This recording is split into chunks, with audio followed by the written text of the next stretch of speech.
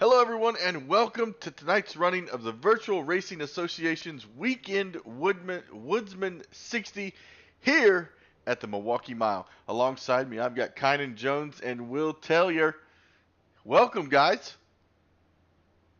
Appreciate it, Tim. I'm happy to be here. I cannot wait to see what these boys have in store here tonight, and I'm sure Cayenne has another great take on what he thinks here tonight. I know Caden Tufts has won back-to-back, but Cayenne, what do you think is going to be the key to victory here tonight in Milwaukee? Well, with it being Milwaukee, it's very similar to New Hampshire. It's not going to be an easy track to pass at, so just being able to qualify well is going to be a good start on if you want to push for a run at potentially taking victory tonight. But Caden going for his third win in a row this season, trying to establish himself as the clear favorite, but some interesting new drivers are going to make it hard for him. And right now, we're looking at Jordan Tarble out on the track doing his qualifying laps. Got a good field here tonight, 23 drivers. Right now, it looks like Caden Tufts is in second place on the leaderboard right now with Mokawa. Is that how I say that, Kynan? Or Makwa? I haven't actually spoken to them, so okay. I wouldn't exactly know. And being I Australian, apologize if I've butchered that. Let me know after the race. But hey, we got to get his name right there, boys. The way he just ran that qualifying lap, he just knocked Caden Tufts off the starting position there with the 2.991 here at Milwaukee. So we'll get to know that name as the broadcast goes along here, as we watch these other cars take the track here, boys. And my take here on these qualifying laps, it doesn't really matter on these qualifying laps. We see these modified races throughout the season here. We're only on race Week 2. Week 3, we've seen these races just shuffle in and out. We've seen guys taken out in their first couple laps. We've seen different names up there at the top of the leaderboard. As you see, we're getting ready to start this thing off here. And one driver that I think I call out every week here on these broadcasts is Mike Kaczynski. You know, he's come into this league really with a lot of spark, a lot of fire here the last couple weeks. He's run really strong throughout. Ran top 5, I think, last week and the week before. So definitely a driver to keep an eye out for here. But I know all eyes are on Caden Tufts here to try to get that turkey done. I'm actually going to take a look at. Let's see if I can't find. Well, I was looking for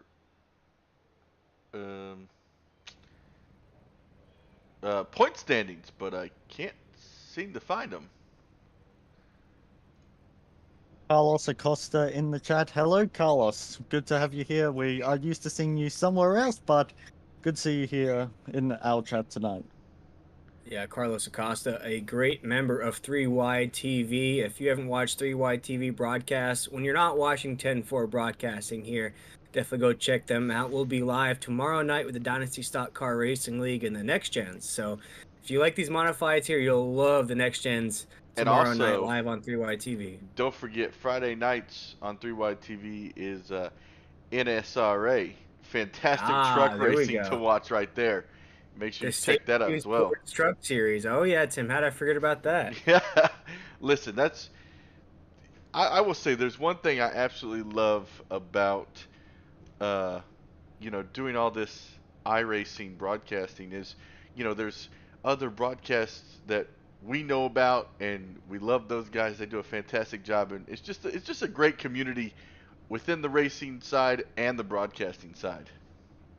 Oh, fantastic, Tim. It's one of my enjoyments. I have a day job, a full-time day job, but I cannot wait for these race days to get on the mic, call these races here. I try to explain to people what I do exactly there at night. They kind of look at me like a confused dog sometimes, but I couldn't be more excited to be here tonight. And as I said, Caden Tufts we're running really out of adjectives to describe him the way he dominates here in these modifieds. Last season here in the Virtual Racing Association, basically cleared house in that. I know Cayenne had a good run there at the end to finish 1 point short of that championship. But it really was the Caden Tufts show last season. He's carried that momentum into this season, winning the first 2 races and now going for a third. But taking a look at Milwaukee here tonight, boys, it looks like a different beast. I know we're used to seeing the Monster Mile, but this is like Cayenne said, this is the closest thing to New Hampshire we're going to see all season. Well, besides actually New Hampshire, which I believe is also on the season. Right. So a little Bleh. bit different of a schedule this year. It's not the tight tracks that we saw last year. It's a lot more wide open, I would say. Just gotta say, I absolutely hate New Hampshire. Oh, it's a horrible track. Burn it. Same with this track. I hate it as well. Raced here in a Super Lane Model League. Hated the track and still hate it now. But Hey, as the Black Eyed Peas once said, let's get it started in here. As the green Yes. flag is in the air, and Caden Tuss is going to lead them down into corner number 1 here to start off the weekend Woodsman 60 at Milwaukee. Very interesting here going into turn 1 because Caden Tufts was not the leader, but he got a great run on that outside lane. He was able to get around the 14, and now they're going 3 wide just behind them. Ooh. Woo! Caden Tuss is going to take him around the corner there to the front stretch. It's single file there on the top side. They're trying to squeeze into line here. Ooh, it looks like Watkins Glen coming off before there, boys. If you watched the race yesterday in the Cup Series, it looks like it's going to be difficult to pass here at Milwaukee as we're coming around 1 and 2 down into the backstretch right now. A lot of slicing and dicing, a lot of feeling it out, a lot of getting your toes wet to see how the water feels so far as we're going down the backstretch into 3 and 4. Now, kind of. One driver. Oh, Well, go on. I just wanted to ask you, this kind of track, are these drivers going to be using that draft to get around other drivers, or is it non-existent here? Being a larger track for say, it is going to be in effect, but it's not going to be as much as say we will be seeing at tracks like your typical super speedway racing, but it is going to be prevalent in some way, even if it's not as powerful as you would really want. Ooh, That looked like netcode. We're going to go back and take a already look. bringing up netcode.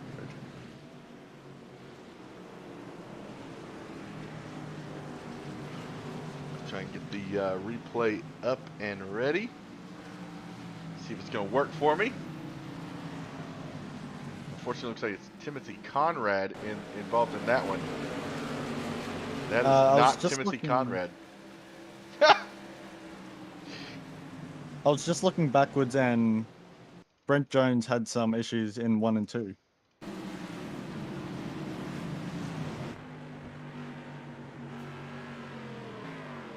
Looks like you just got turned here. Sorry, everybody. I'm having a lot of issues with SDK. Between last week and this week, it's being a pain in my butt. Here we go into turn 3. He's on the outside lane. And you see he just slightly gets touched. But I'm not even sure he actually gets touched. We're going to find out from the blimp. Actually, I want a closer view than that. There we go. Chopper. Oh! Adam Peely just drifts up and bit of netcode that just assisted it around. Real unfortunate, but Peely getting tight has been the cause of it, but I'd say racing incident with the netcode, unfortunately. Well, and also I'd say, you know, netcode or not, I think that was going to happen.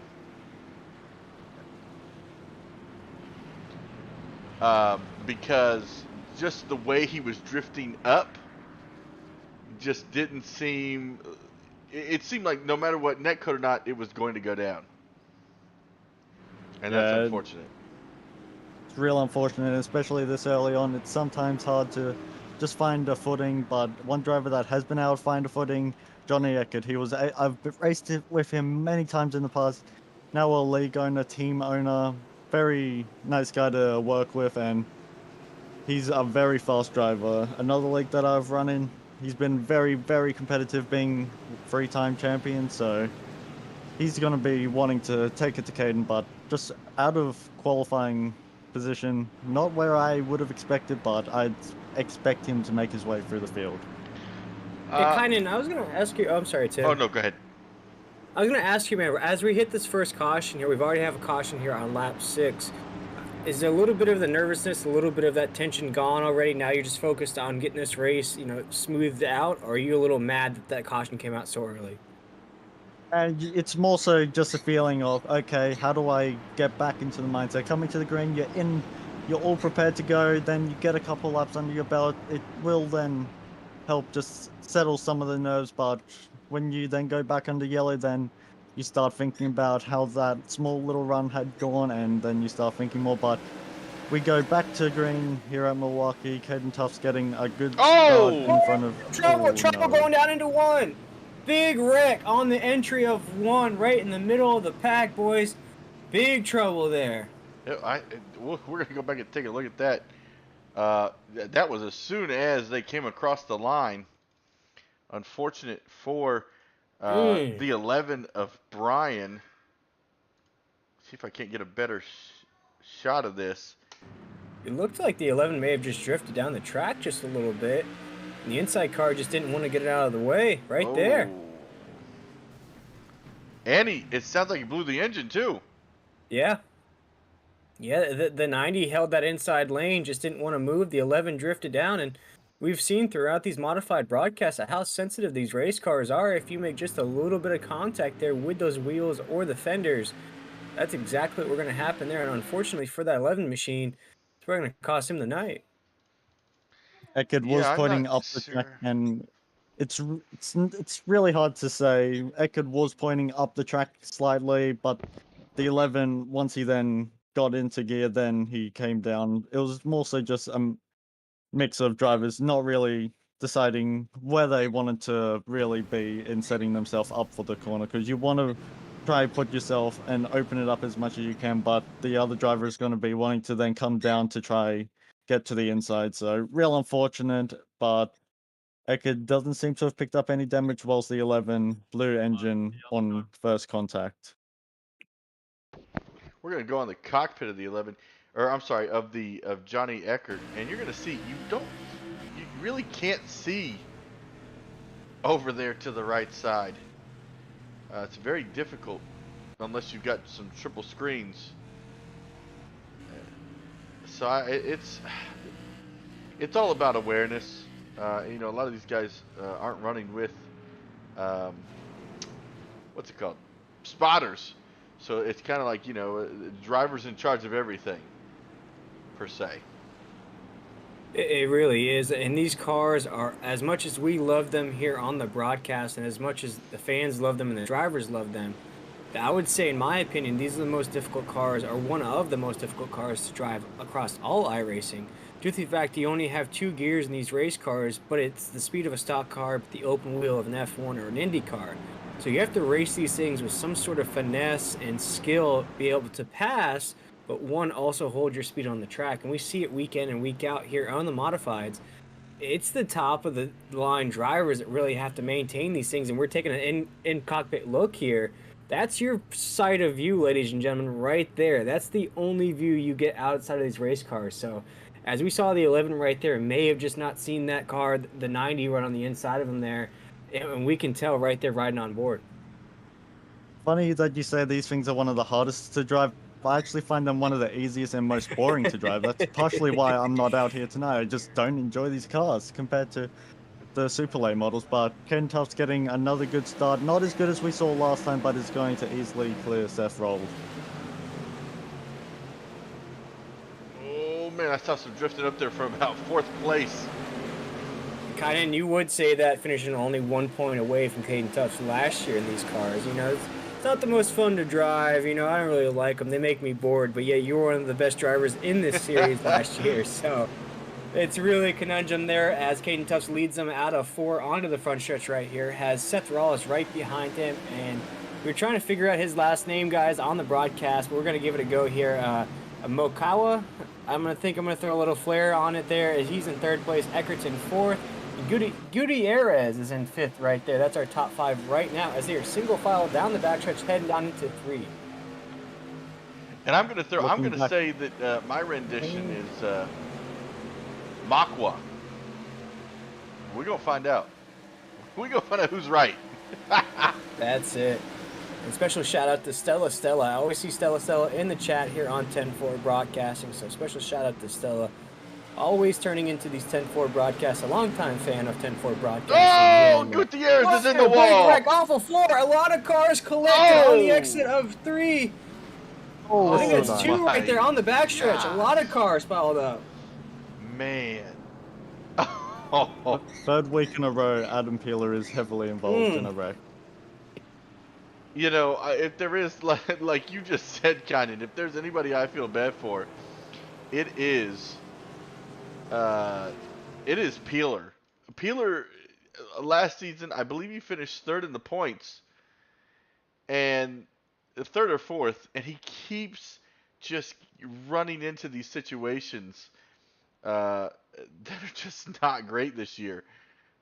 We are going to ride on board with Peeler for this one. Coming out of And turn also, 2. I'd be interested in seeing on board with the 72. Ooh. Oh, man. Just looked like a big pile up there, just on the exit of 2, going down onto the backstretch there. And So we've it's seen it all race, 72. boys. They get dicey there. Yeah, Oh, 72. Chris Edwards. They went for a bit of a ride. I'll just say that. Everybody get your puke bag ready. Smoke, try to find a spot, go down low, and then cars there. Oh, Oh, That Chris was my Edwards. hand involved in another big wreck. He was involved in the season opener at Richmond and wasn't really able to recover from that, but then had a bit of a good run at WWT, but then early in the gates here tonight, back in it again. Yeah, Adam Peeler, an OG of the veteran race or the Virtual Racing Association here. And we see Chris Edwards racing out of Extreme Performance Motorsports there with that 10-4 broadcast and decal on there, as you just said, guys. Was just trying to go to the inside, avoid all that wrecking in front of him, and just, man, got the worst of it, almost looked like. we're going to ride on board with Gutierrez, who was the cause of this caution. You can already see his car getting very Yeah, tight. look at him pushing so hard. We're in slow-mo right now. You see he's just going straight for that outside wall. And as many times before, Will has said, once these tires start touching the wall, they're going to ride up the wall. And it's going to be chaos after that. And Kynan, I wanted to ask you, man, as we're taking a look at the onboard camera there of Gutierrez, what causes a car to get so tight like that? As we just saw, he had that wheel at 90 degrees trying to get that thing to move. What causes that in the modifieds? So what can cause the car to get tight like that? It can be a case of just overdriving the corner in entry. You'll see that when the car's drifting up early in the corner. But then when it's on exit, it can be just a case of a driver getting on the gas too soon, which is then lifting all the weight off the front of the axle, which is taking a lot of the contact patch off those tires, which is then making you then skid out wide. It can also be a case of you being a little bit too high, getting onto marbles, which then you have no grip out there. Can also just be a case of old tires. So shouldn't be a case right now. We haven't really had long enough run to really have that old cycled tires. So I'd say it's just a case of getting on the gas too soon and putting too much wheel in, because when you put too much wheel in, then you're starting to slide the front tires, which means they're not really able to stick to the track and instead just shedding it over, which is then just pushing the car out. And that's a bummer for Gutierrez because he was running inside the top 5 right now, folks, as the pace car is leading him down the backstretch. And boys, with all this action we've seen so far, we've had 3 cautions and 17 laps in. Nothing has changed at the top. Caden Tufts is still your race leader right now, as Seth Raw is right next to him there on the outside. Okawa is in 3rd place, and Eckert's in 4th. Man, guys, nothing's changed up there other than Gutierrez falling out of the top 5 from that crash, but still Caden Tufts leading the way here at Milwaukee. This being Johnny Eckert's first race in VRA, it's good to see him and seeing some new faces up near the front and see if he can really take it to Caden. Oh, Caden wasn't able to get as good of a start. Seth Rolls is going to think at fighting it on the outside, but not going to be easy to be able to keep it out there. You've got to have the inside. He's going to try carry momentum, but not going to be able to prevail. Just getting a lot of wheel sliding in the front end, and it's just going to make him lose out and stay behind Caden Tufts going into turn 3 and 4. Yes, Caden Tufts threw those tires right down onto the yellow line there like he always does here in these modifieds. Going to lead them around 4 down the front stretch right now. Him and Seth Rawls are starting to separate from 3rd place right now. As Caden Tufts going to lead them down into the corner here. We're taking a look at another battle ensuing on the track. Looks like a driver stuck on that outside lane all by themselves. Guys, what I've noticed so far is that outside lane there is not the place you want to be so far here in tonight's race. You almost want to stick those tires there on that yellow line, almost ride it around like a go-kart. It was looking like for a moment Seth Rolls might have been able to have a look at the inside of Caden Tuffs, but then the caution comes out and is going to hold that battle. But Johnny Eckert up into 3rd position. So far, he'll be able to join us in podium. Little celebration interviews. We're going to go back and take a look. Looks like a Sponsler, John Sponsler and Edwards may have gotten tangled up. That'll be the second one that Edwards has gotten involved in. He was heavily involved in that last one, and now this time we're going to take a look here and see what happened. Said they were coming off at 2. Oh, big stack up. There's a lot going on there. Oh, man.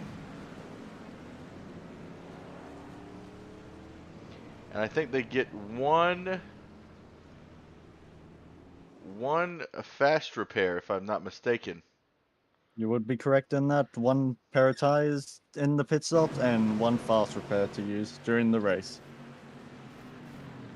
Oh, man, and a lot of extreme motorsports ones involved in that, unfortunately, and that...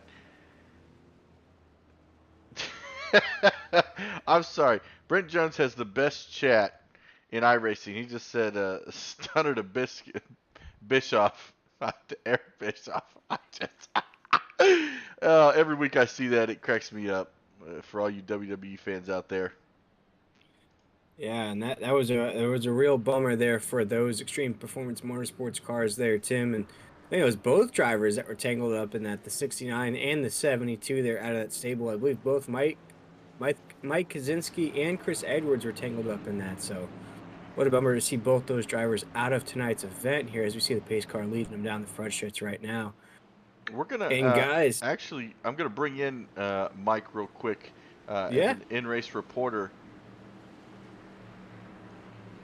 Hey Mike, this is the whole crew up in the booth. You got a copy? I got yous.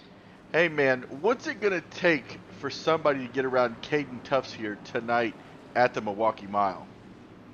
Oh, it's gonna take Ross Chastain to get around him. What about Kyle Larson just pushing you out of the way? Oh man, to get around Kyle Larson, it's gonna be Chase Elliott. Oh. Man, what's... Remember, we go to Bristol next week, not Daytona. Oh, yeah, we do. Yeah, don't show it to... No, we go to Iowa. No, you're at the wrong track, buddy. All right, Michael Waltrip. But how does a track like this, the Milwaukee Mile, compare to a track like last week where we were at Gateway? How do you prepare yourself for the different types of tracks in these modifieds? Well, these cars are easy to drive, Tim. I know you and me had these type of cars when we first started iRacing, but it's easy to compare different tracks, but it's harder to drive with the new tire model. That is one thing you got to learn from track to track. Okay. That's good to know. Well, you're up to, looks like sitting P10 right now. Digging your way through the field. We wish you the best of luck, and hopefully we'll get to talk to you at the podium. Sounds good. Thanks, Mike.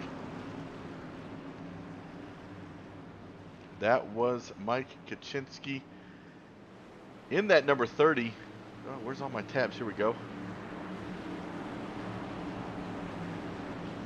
Am I? Give me a second. I've messed something up here.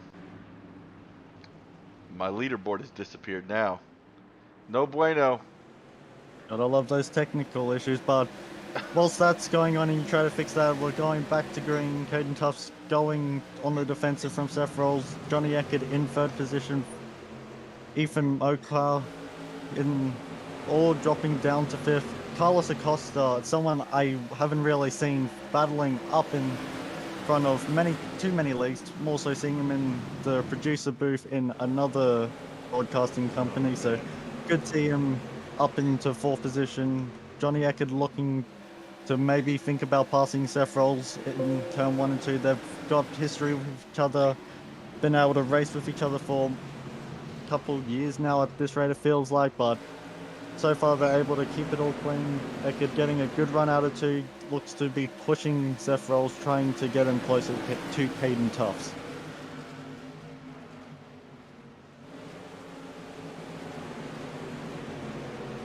Eckert has been a good driver for saving ties, so going to be interesting to see if maybe Seth Rolls burns up his tires or even Caden burns up his tires.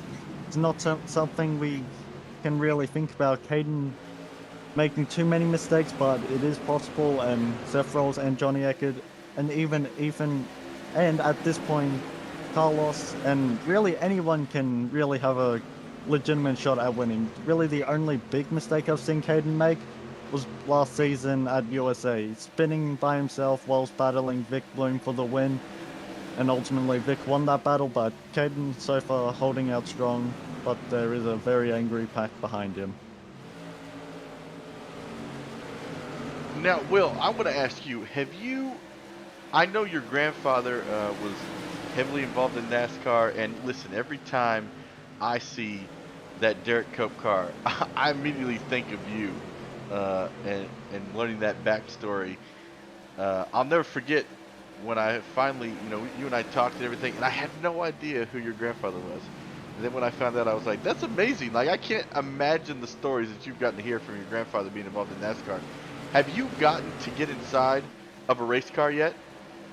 Well, it's a funny story. I'm over here contemplating how to pronounce Kynan's name, and thank you for Celestella for pointing that out again there. But there was a point in time, Tim, that I was a bigger kid when I was growing up, and I was gonna actually be fitted for a Bandolero car, and Bandolero is probably about the lowest tier of legend cars when you're little, and I was so big as a kid that I couldn't fit in the car, so my days of racing kind of ended there. But I also remember a story as my uncle was a driver for Richard Petty Driving Experience, that I was a little kid and I was a Jeff Gordon fan back then, as you still are there, Tim, and I wanted to ride in the 24, I wanted to ride in the 24, I wanted to ride in the 24.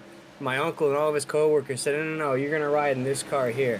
So there they go, the seat, everything like that. I sit up there, I can barely see over the dash, and looking back on the photo, it was the number 3 Goodrich car, right before they had to retire it. So I'm just lucky for that opportunity to get to ride around in that car. I had the picture of my little head there poking out of the window and everything like that. So those are cool memories I have being around racing and getting in a race car. Hey, and your sister's in the chat.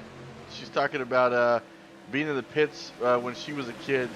When your grandfather raced. So I mean, that's great. I mean, I can't imagine what it would be like to have a relative deeply engraved in NASCAR, and see where it was and where it's come today. Oh yeah, it's been such a blast, and it's kind of fed my love for racing, whether it's in iRacing or real life racing there, and really feel like NASCAR has come a long way with its diversity and excitement, and I just feel like the sport hit a little bit of a lull there, if I'm being honest, but I really feel like in the last couple of years it's come on strong here, boys. But looking at that grid, we have reached the halfway mark here at the weekend 60, but no change up at the lead just yet, as Caden Tufts is still dominating the Milwaukee Mile. Oh, so we watch a battle here for looks 5th and 6th place here between Ethan and what is happening? Adam Tepe. Ethan and who? Adam Tepe. Tepe, that's right. I'm sorry, this my scoreboard is so jacked that I can't really see what I'm looking at here. And for you, Kynan, I know you're in Australia. What kind of racing do you get to see in person? So it's been now a couple years since I went to a dirt oval track, which I have one in my local town, luckily, but I grew up around drag racing. My father had done Supercharged Outlaws, and then I ended up doing Junior Dragster for about 6 months. Was very competitive, raced in the Winter Nationals, which is the biggest drag racing event really outside of America, so that was quite a humbling experience and being able to get a perfect 000 light, but my birth father, he was fairly well rooted into the Holden racing team in V8 Supercars, so working with Peter Brock, so that's in V8 Supercar terms is the Richard Petty or the Dale Earnhardt Sr. of our sport here. So I've got some very good memories with racing and some very deeply rooted connections, but it's been a couple of years since I was last at the track, but I'd love to get out there again. Plan to, but right now, money being tied with really everywhere in the world. Unfortunately, well, not unfortunately, because it means I can sit here and watch this incredible race here at VRL. That's true, and this is the longest group. Whoa! I'm about to jinx it with what I'm about to say. Let's say this is the longest green flag run we've had, as we see bumping and banging here. Man, this is really gonna make me mad. As I'm trying to see who that is. I believe that's the 9 of Kenton and the 89 of the 35 of Conrad. They're really racing each other really hard here for the top 10. Chris looked, I believe it was Chris Gutierrez. Yes, it was. Was starting to get very tight on corner exit of 2 and nearly got into the wall again, but Conrad drifting up the track in 3 and 4. Kenton's going to say thank you for the invitation. Oh, that's going to be contact. Yep, bit of contact, but they're able to keep it going. Luckily, it was up in front of the car just enough to be able to keep it steady and raced with each other plenty of times before, so they know how each other races. But Brent Jones in the 89 just behind him is going to be looking to think about passing the 35. Going into turn 3 and 4, I've raced with Brent here not that long ago in that Super Late model, so Brent and I really have good connection with this track and racing here, so Brent able to get up the inside of Timothy Conrad. Conrad can't really stay up there too long, or else he's going to continue to get gobbled up from drivers on that inside. Losing quite a few spots here, as you said, being stuck in the outside lane. Let's take a quick look at our biggest movers. Looks like it's going to be Carlos up in 4th place right now. He is up 8 spots. Let's see if I can't find him in that 104. Sitting in P4. He's getting close to that podium right there. Right now he's just behind Rawls. Oh, I see Gutierrez in the wall.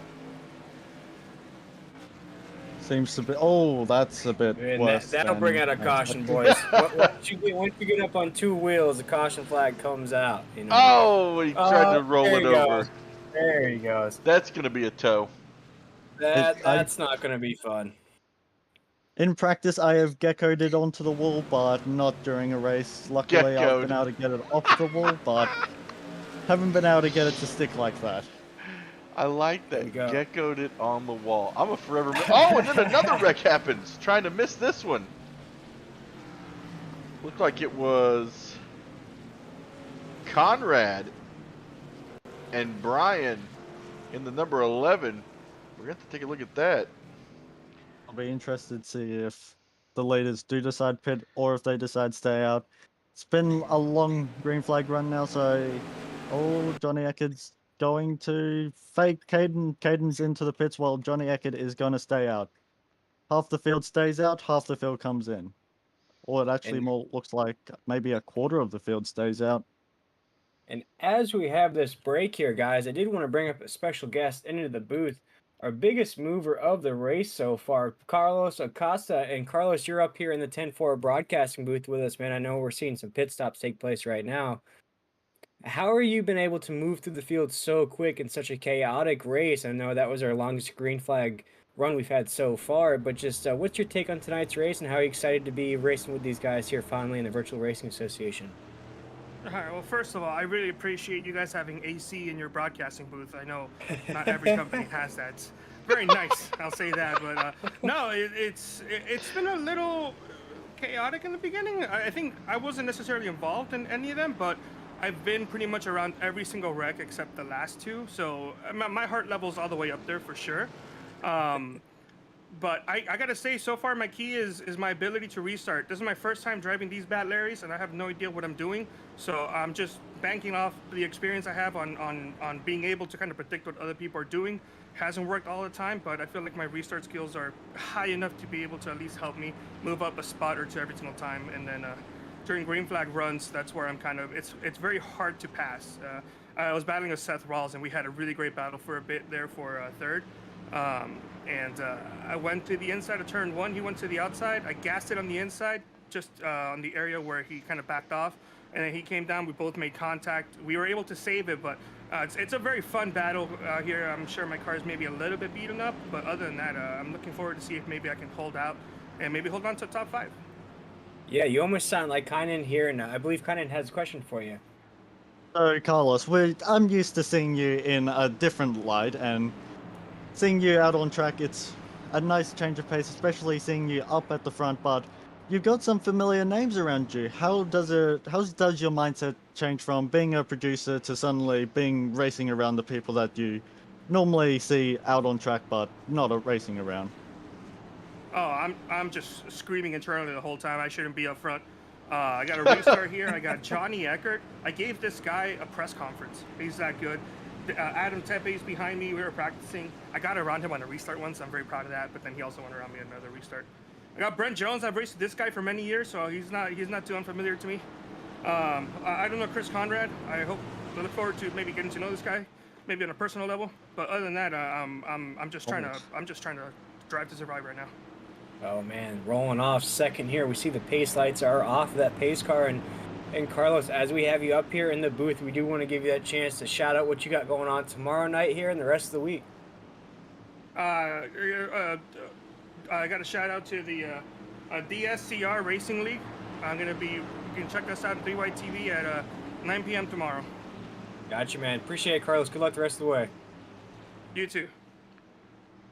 That was Carlos Acosta rolling off second here on this restart here. But here we go, folks. The green flag is in the air with 17 laps to go. This will be it, folks. Probably. Who knows?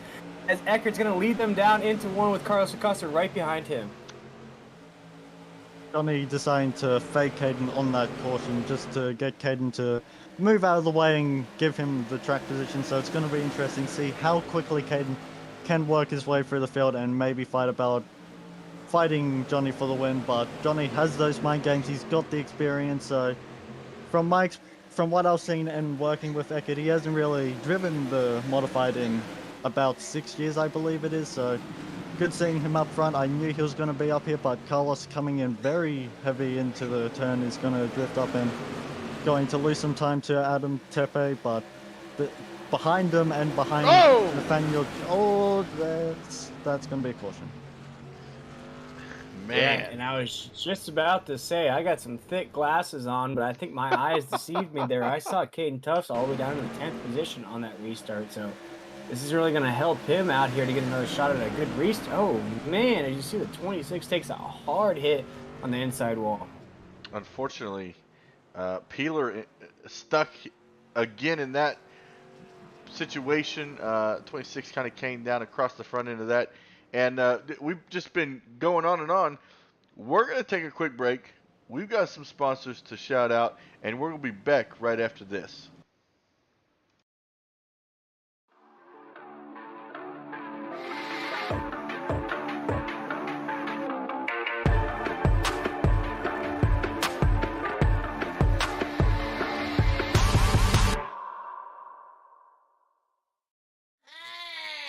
Be sure to check out Tim Mayo Conrad and the Weekend Woodsman crew on YouTube. Make sure you hit that like button to get notifications when a new video drops, and check us out on Instagram and Facebook. Enjoy the race.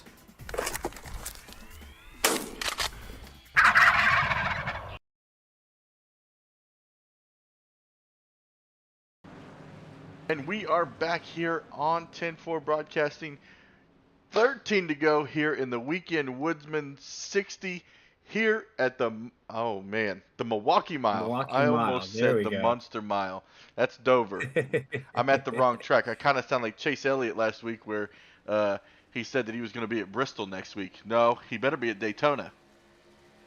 I mean, there's a lot going on, so it's easy to be a little bit distracted. I'll give him the benefit of the doubt. The NASCAR schedule has changed so many times over the last couple of years. I don't even know where they're going next Well, week. you know what's funny?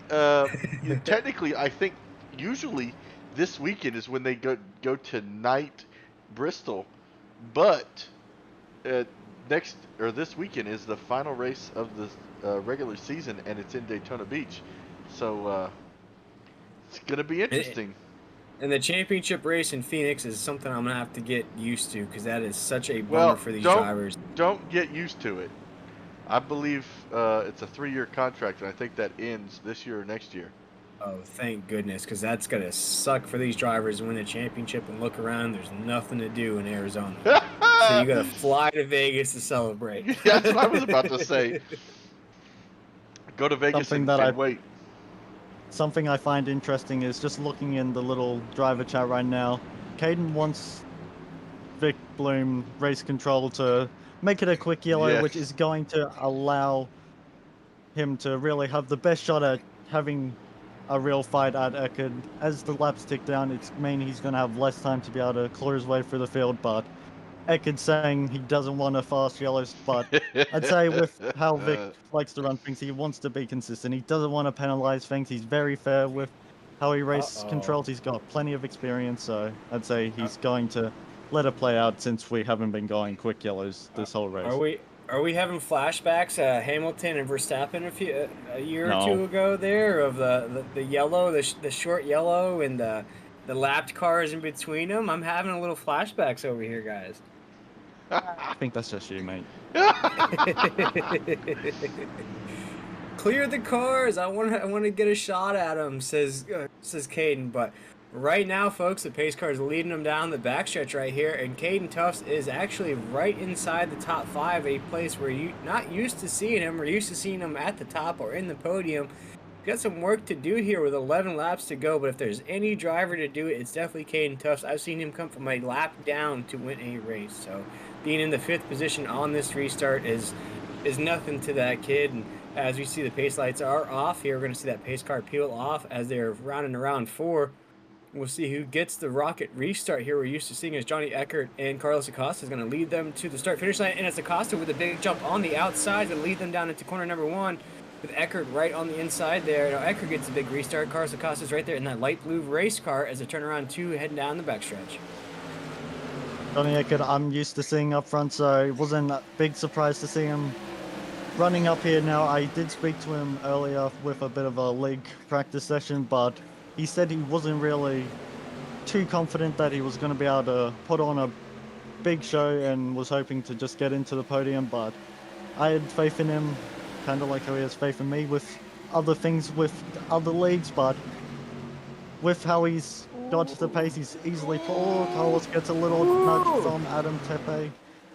Tepe's really digging that nose up in the back bumper there, kind of as they're digging around the backstretch here, right into 3 and 4. Johnny Eckert still leading the way here on the exit of 4 with Acosta and Tepe right behind him. But Caden Tufts has now climbed his way into the 4th position with Cherry right behind him as well. As they cross the start-finish line here, guys, with 8 laps to go, they're really going to have to dig up there to get to the leader. Johnny Eckert's wearing his Caden Tufts disguise here tonight as he is now pulling away from 2nd place heading down the backstretch. Caden's going to really have to not be held up by Tepe and Carlos. Yeah, he's got the pace to do it, but with how the track is and these modifieds, it's not an easy beat to pass, so he's gonna have to pick and choose his moments, and he might only get one shot at fighting Johnny unless we get another caution, which, with how things are starting to heat up, I wouldn't discount it just yet. Yeah, this is where you get your new Madden game set to all Madden, and you think you're going to win the game. Now Caden Tufts is down in the 4th position right now. He's got a lot of work to do. It's like being down 21-0 at halftime. Oh, and you see a little bit of contact between Adam Tepe and Carlos Acosta right there in 2nd and 3rd. They're really digging at each other there, and the Olsen twin race cars up there looking like twins racing in 2nd and 3rd position. But that's really going to feed into Johnny Eckert right now with 6 laps to go. He loves seeing battles ensuing right behind him as Caden Tufts is going to try a big move, but he's going to fade back just a little bit here as we head down the backstretch. Oh, Carlos really having to defend for his life from Adam Tepe. Tepe's going to be on the outside. Caden's going to be able to, if he gets a good enough run on the inside, nope. Not going to be able to carry enough of the mid-corner speed to be able to get it up to the inside of Tepe just yet, but with those new tires not probably coming into effect as much as he wanted, going to try open the corner up more and cut down That was all a over the back. kind of a bad entry on the corner there for Caden going into one. Really recovered on two, heading down the backstretch right now. It's going to cost him just a little bit of speed now, as you see just a little bit of separation between him and third place. Right now, though, guys, Johnny Eckert's going to cross that line with 4 laps to go. He's really building that pace now, almost up to a second lead there in the front pack. As you see right now, is Carlos Acosta and Adam Tepe is right there in the 3rd position. Caden Tuff's really trying to get around these cars as we head down the backstretch once again here with 4 laps to go. I'm starting to feel those late race jitters. This is very exciting going on. Had a feeling going into tonight it was going to be interesting, especially with some new drivers showing up, and the 2 new drivers that I really had my eye on, Carlos Acosta and Johnny Eckert, 1st and 2nd. But Adam Tepe, one of my closest rivals in other leagues, always going to look to Carlos. Carlos overdriving the turn, but Caden is going to try capitalize on it. But Tepe had to then go defensive on Caden, but Caden is going to have the outside. Nathaniel Cherry is ready to pick up the scraps if there is any. Yeah, throw up those 3s. Rest in peace to Dale Earnhardt, because we're coming around 4 right now. Johnny Eckert's going to take the 2 to go sign right now. He's got no worries up there, feeling like Bob Marley. As you see, Carlos Acosta and Adam Tepe's right there in 2nd and 3rd. They have now split with each other right now. It's really up to Carlos Acosta if he wants a shot at this win. Caden Tuff's trying everything he can, working that wheel right and left as they're heading down the backstretch right now into 3, boys, but it looks like Johnny Eckert might have this thing signed, sealed, and delivered up there at the top, as Johnny Eckert's going to take the white flag here in the Weekend Woodsman 60. Johnny just deciding to bait Caden in under that pit stop has allowed him to just basically, Caden gave Johnny Eckert the track position, had a feeling that Eckert had the feeling in his wheel that he had the extra grip and tires weren't going to matter as much as maybe Caden had thought, so doing the bluff, but Johnny Eckert is going to come out of turn 4, has the gap, he just needs to coast now, but on debut for the Virtual Racing Association, Johnny Eckert is going to dethrone Caden Tuff and take the first victory that wasn't Caden Tuff's of the season. Wow. Yeah, Johnny Eckert's going to end the streak at 2 right there, but as Kynan was giving you that race end speech right there, we saw a big battle for 3rd place as Caden Tuffs made contact with Adam Tepe right there at the start-finish line, sent Adam just a little bit into the wall there. They almost went side by side to cross that start-finish line. Caden Tuffs does get the podium here tonight, but the win belongs to Johnny Eckert, and boy, is he proud of this win here tonight, as we're going to watch him burn it down here on 10-4 Broadcasting. Man, what a great race. You know, I was over here producing, and I was just enjoying watching and doing the camera angles for you guys. I'm telling you, that was great. And, you know, the Milwaukee Mile delivered tonight. You know, we had a couple early cautions back to back, but then we finally got some long green flag runs here, and I really just loved how the race ending was, because there was hard battle from 2nd on back. You know, Eckert was able to get out to a good lead and protect it, brings home the win tonight. Man, what a great race here tonight. Yeah, and what a great show of just respect, as Caden Tuffs is also there at the start-finish line there, celebrating with Johnny Eckert, as this sold-out crowd here at the Milwaukee Mile is celebrating with Johnny Eckert. They're happy for him, putting in the work, getting the win. As you see, the top 3 cars are now all at the start-finish line here, celebrating with each other. We love to see that here, folks. A great sign of respect. As Caden dominates here in this league, he is happy for a fellow driver of getting a win here in the Virtual Racing Association. We couldn't be more happier for Johnny Eckert there. And boy, guys, we saw this coming in the first couple weeks. We knew this season was going to be competitive. We knew Caden Tuffs was going to have competition. He had to work for those first two wins. We knew coming into this week it was going to take a lot for him to get 3 in a row. And although he didn't win, he still snuck that car up into the podium here.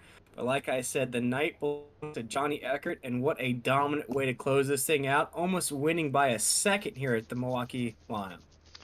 Man, and I'm going to go ahead and I'm going to catch up with our Caden Tuff's third place finisher. Man, Caden, what a battle back from going in to get tires. If you could go back to that, I would say, game-changing moment for you, would have you done anything different? Oh, yeah, easily I would have done something different there. I probably would have stayed out. I thought tires would make a huge difference because it felt like the track was pretty abrasive on the tires. So I was like, I don't know, should I pit or should I not? So I hit Johnny up with a PM under that caution. He's like, I don't know, I don't even really know how these cars work. So I was like, you know what, I'll just take a guess by my heart, and I ended up going in for 4 tires, and I guess it didn't make much of a difference. I'm guessing Carlos didn't pit and Johnny didn't pit. I know Johnny didn't pit, so. I mean, it doesn't make much of a difference, I guess. I thought it would make a way more difference because my right rear was down to 86. So I was like, this might help me rotate center or something, and I guess it didn't. But I mean, top 3 is a good points night. So hopefully we still come up with a points lead. I'm pretty sure we will. So yeah. Yeah, I think I was looking for the points earlier. You are 14 points over Seth Rawls, who I believe finished 7. 4 positions behind you. So yeah, you if anything gained more in your championship chase here tonight. Now take me through. I want to know how different is it if when you're leading compared to when you get stuck in traffic in these modifieds? I noticed air was a huge thing. When I was by myself, my car was way cooler, and I guess it felt like it wanted to rotate more because I wasn't in dirty air. So I just feel like it was better in clean air. But when I was in dirty air, the car was way hotter. I was noticing, and usually when it gets the hotter it gets, sometimes it's faster. But if it gets too hot, it starts to slow it down or bog down or whatever you want to call it. But and it makes it very tight behind someone. So I mean, I don't know if you guys were able to tell, but I was getting way tighter when I was in that pack Yeah. there. I was shooting right up to that wall, but when I was by myself, I could just undercut it and I'd be perfectly fine. So yeah, it's a huge difference from being leading and then being in a pack. Well, come home with a podium. You still get a third week in a row interview. I think probably at this point it's like probably 8 or 9 interviews in a row if we go back to last season. But Yeah, next week we head to Iowa. What's your take on how that race is going to go? I mean that's one of the tracks I ran a lot of the official races there in the SK mods, not the Tour mods. So I'm not sure how the Tour mods will perform, but I know in the SKs it's basically a Daytona. You're not lifting it at all. It's wide open. Nice. So I'm gonna take a guess at Iowa. It's gonna be almost a track like this, but banked, so you won't need to use brake. You'll probably just have to lift, and then you're right back on it. And I mean, the draft is probably gonna be insane. So you never know who can win. It could be some guy that qualified 2 seconds off the pace. He could win it. You never know. Awesome. Well, congratulations on your third place. I almost said third place win. Your third place podium finish. Anybody you want to give a shout out to? Yeah, my team, Premier Racing Setups, I just hopped on with them. So if you need any setup needs, go to prssetups.com. They have plenty of awesome short track stuff. I'm not sure how their eNASCAR stuff is, so I might have to hop on and try that out, and all their dirt stuff. I heard they have a pretty good dirt team, so we're going to have to try that out. And then all my main sponsors, Bradwater Mortgages, Timberley Beverage Room, LBT Pallets, Gasworth Transfer, A-Rod HVAC. I got you guys on the front of the nose here, so shout out to you guys for putting this broadcast on, and I mean everyone else who's helped out in the career. I mean, even if we're not in a communication anymore, they still helped me out at one point, so shout out to them. Awesome. Well, congratulations, and we will see you next week at Iowa. Thank you guys, and I'll see you guys next week, hopefully. That was Caden Tufts, our third place finisher and current points leader. Looks like he's going to gain a few more points over second place. Actually, it looks like things could change a little bit. Well, no, it doesn't look like it changed too much because Alex is in third in that perspective. So points may stay the same after leaving here tonight at the Milwaukee Mile. But I believe Will has caught up with our second place finisher, Carlos. Yeah, Hi. of course, Carlos. I'm used to you being my quote-unquote boss there on 3Y TV, but tonight you are our podium finisher here tonight in the Virtual Racing Association. And man, what a battle it was to secure that second spot. Take us through your point of view of tonight's race, and what'd you have to do to get that podium finish here tonight? I had to battle the beast within myself. Let me tell you what. Um, Earlier in the race, my good friend Goody, which I finally beat for once, my friend Goody was saying he couldn't figure out the curbs in 1 and 2, and he would cut lap after lap, so he couldn't figure it out, and then he gave up on using the curb. The whole time I was like, I'm getting the curb. It's not an issue. I'm gassing through it. I'm using the curb, and it's helping me out. That last restart, where I had Tepe behind me, and bless his heart, he could have dumped me, and I would not have been mad about it. I blocked him so hard. I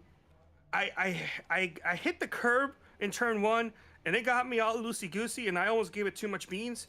But I was able to save it, and then I was like, "That's weird." I hit the curb again. The next lap, I did the same thing, and like for 3 laps, I couldn't figure it out, and I was understanding what Goody was saying, but. Once there was one time where I hit it so bad, I had to just drive it up. He got to my inside, which is what I was protecting for all of my life, and I was able to just power through it on the exit of the corner, and was able to get right back in front of him before the turn 3 and 4. Once I did that, I took a breather, I calmed down, and I was able to nail the rest of the corners. But Tepe, man, he gave me a real good shove a couple times. Very clean, great driver, and this is just a race I'm not gonna forget anytime soon. Yeah, as you're sipping on that cool Pepsi that you have slapped on the front of that race car here tonight, one question I wanted to ask you, kind of touched on a little bit there about your battles with Adam. As you started to see Johnny kind of separate from you guys, did it kind of sink in that maybe it wasn't your race to win? Did your mind kind of shift to, okay, now I got to hold on to this podium finish? Because not only did you have Adam right behind you, but you also had Caden Tuff trying to get around you guys as well. Yeah, I know that he's a big deal here. Young hotshot, very young indeed. But no, I already knew I didn't really have a shot at winning on pace. My only way of possibly winning against Johnny there would have been on a restart. And I feel like I did a good job those 2 restarts. I'm going to look at the broadcast probably tomorrow and see just how good or bad of a job I did. But that second one, I felt like I almost had it. I almost timed it perfectly, but with how bogged down these cars are on first gear and the low speeds, it got me. He got too far away from me for me to do anything going into one. Yeah, we saw Johnny on that restart there. Y'all were side to side for just a little bit, and it looked like Johnny just got on the gas just a little bit more. And with these cars, once you're able to get that tail in front of somebody, you can really hold that line throughout the race. But Carlos, in your season debut, I believe, here in the Virtual Racing Association, you come home with a second place finish. How confident you are in the next couple races as we head to Iowa next week? Do you really feel like you can be a competitor here in this league? On the races I do, maybe. I felt like, I don't think today was a fluke. I do feel like I have the skills to run up here. There was some help, but I do feel like I put myself in good situations. I lack the confidence. That's my main issue. That's one of the reasons why I kind of stopped sim racing a couple years ago, and it just got too much for me. I lack the confidence. I'm building it back up slowly. I've got some really good races under my belt already. Got a couple of mistakes that I've done that I know I can fix. But as far as the next race and championship status, I'm not competing for the championship.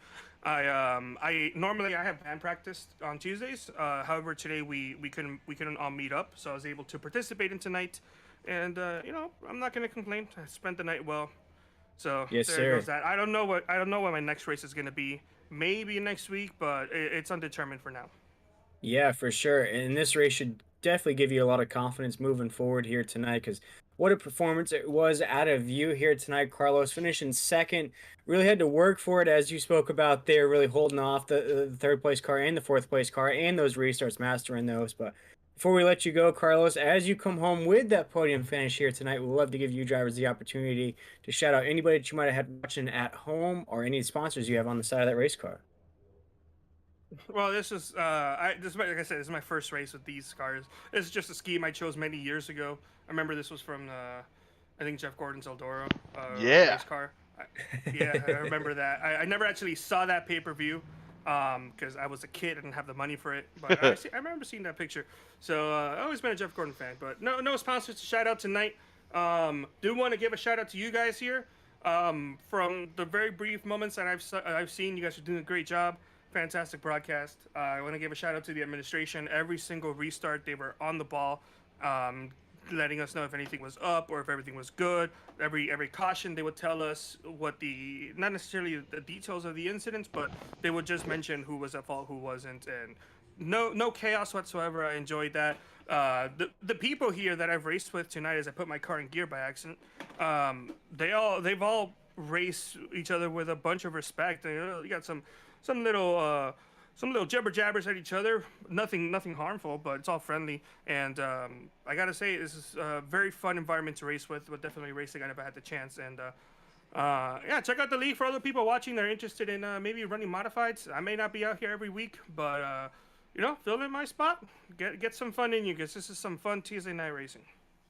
Oh yeah, well, Carlos, a big congratulations from us here at 10-4 Broadcasting, and I guess I'll talk to you tomorrow there on our Wednesday night broadcast with Dynasty Stock Car Racing League. But here tonight, you come home with a second place finish, and boy, what a way to race out your Tuesday night, Carlos. And have a great rest of your night, man. Hopefully, we'll see you next week here in these modifieds. We'll see. Thank you so much.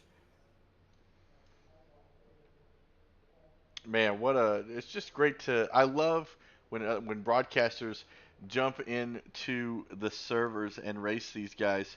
I remember back when I jumped in the first time after a broadcast, I was racing with a league on Friday nights in trucks, and I went out and won the Gatorade duels, and they were like, "We didn't know you could race." I'm like, "Well, you know, I gotta back up what I talk about up in the booth, you know."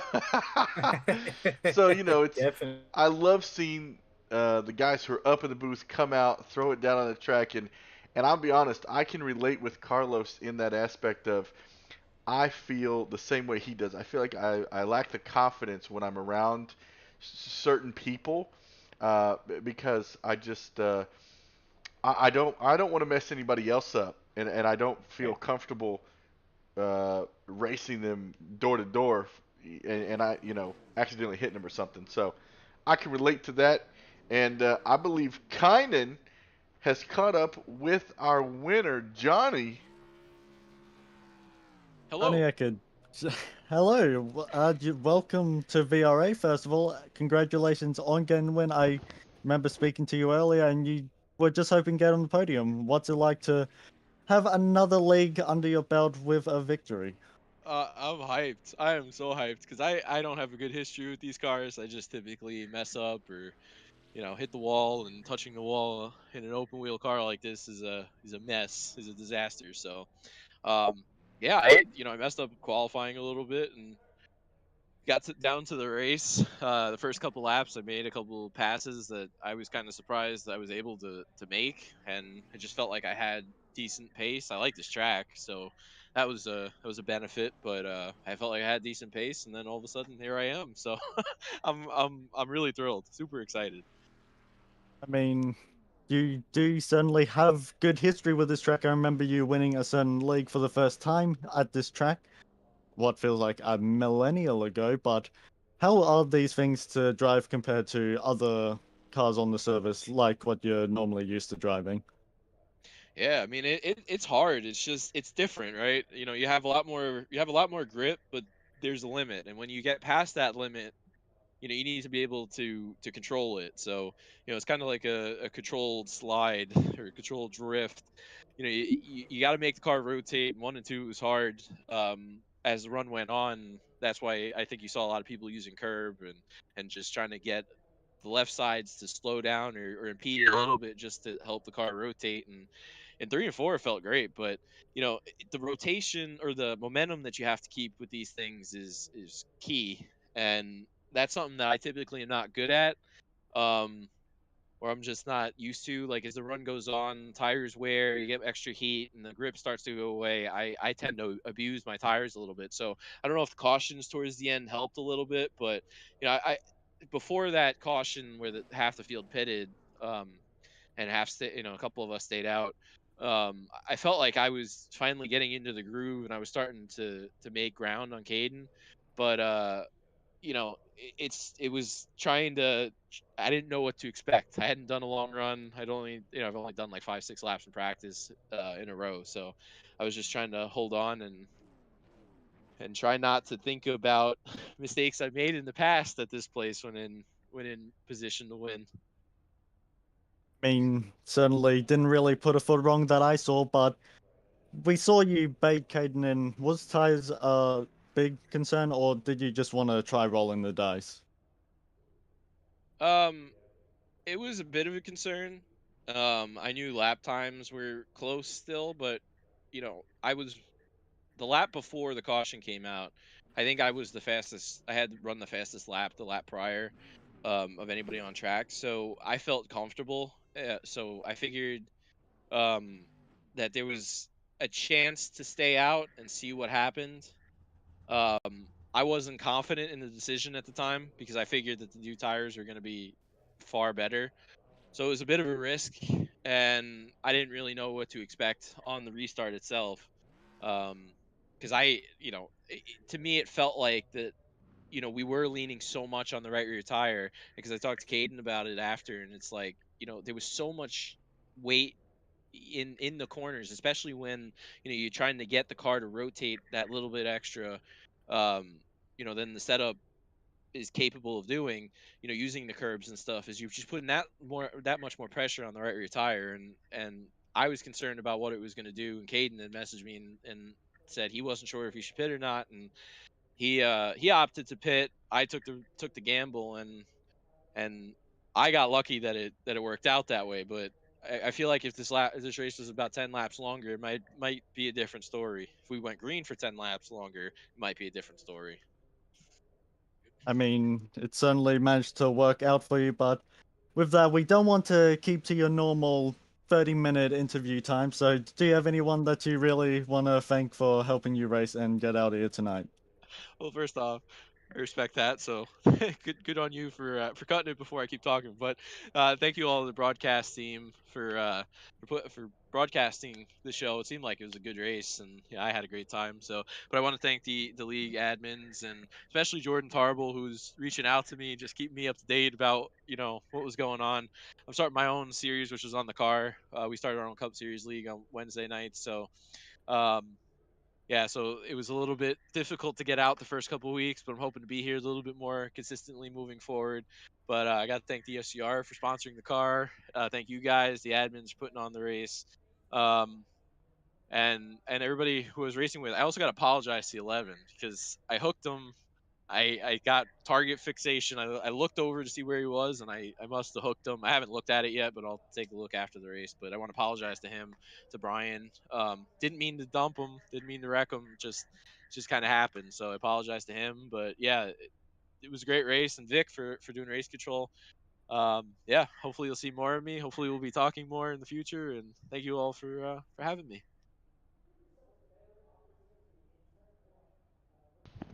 Well, we really appreciate you jumping in here, and love seeing you win your first race. Thanks so much. Appreciate it. We'll see you next week at Iowa. Absolutely. Look forward to it. And that was our race winner with Kynan Jones. Johnny Eckert, man, I couldn't help but laugh on my end when you said you were gonna go ahead and stop his 30-minute interview. Um, Look, he's got a history with Carlos with taking 30 minutes. I was doing you a favor. That's hilarious. But man, Will Kynan, great racing here tonight at Milwaukee. I'm really excited for Iowa. Iowa's another one that I had, we discussed last week of circling races I'm excited for. 80 laps at Iowa under the lights. It's going to be at night. It's going to be fantastic. And then after next week, take a week off for the week of Labor Day. And then we'll be back September 13th for Bristol. So some great action here tonight at Milwaukee. Any closing thoughts, Will? Okay, Will went to the bathroom, I think. Kynan, any closing thoughts? Well, next week it's going to be interesting, and if I'm correct, I won't be joining you in the booth because I'll be out on track. So that's going to Oh, be There we go. something. Going to be sort of making a return for 3 races this round or season, and it just happens to be one of them. So going to be interesting, and with Iowa, it's not going to be easy to pull away. You're going to have to be very careful when racing around people. It's not going to be an easy track to pass on, so it's going to be a very interesting race. So viewers, make sure you like us or give this stream or any broadcasts from us that you enjoy. It helps out and just shows that you do enjoy what we put on for you, and hit the subscribe button because it's Oh, the yeah. best way that you'll be able to keep up to date on when we do go live next. Yeah, Tim, and if I may, some thoughts on tonight's race. I think it's just an indication of what in the first 2 races of the season. Heading into the Milwaukee Mile here tonight, it's very highly competitive. From the lap 1 to last lap, a green flag run, I would say, of about 10-15 laps. That just goes to show about how competitive these drivers are, their will to win, the practice they put in on these modifieds. They know how to control these race cars. They know how to stay off each other. And tonight we saw the guy who usually dominates here in this race slide all the way down to the 10th position.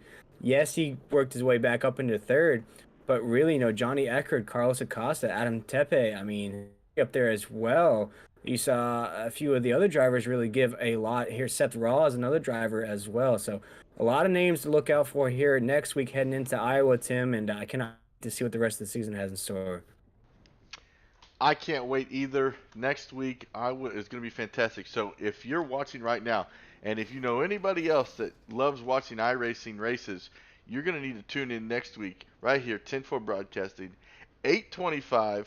We'll be going live. We'll be bringing you all the action from Iowa, sponsored by AdminBoxx, as well as Weekend Woodsman. I want to thank them, of course, for jumping on board. Make sure you check them out. And from all of us here at 10-4 Broadcasting,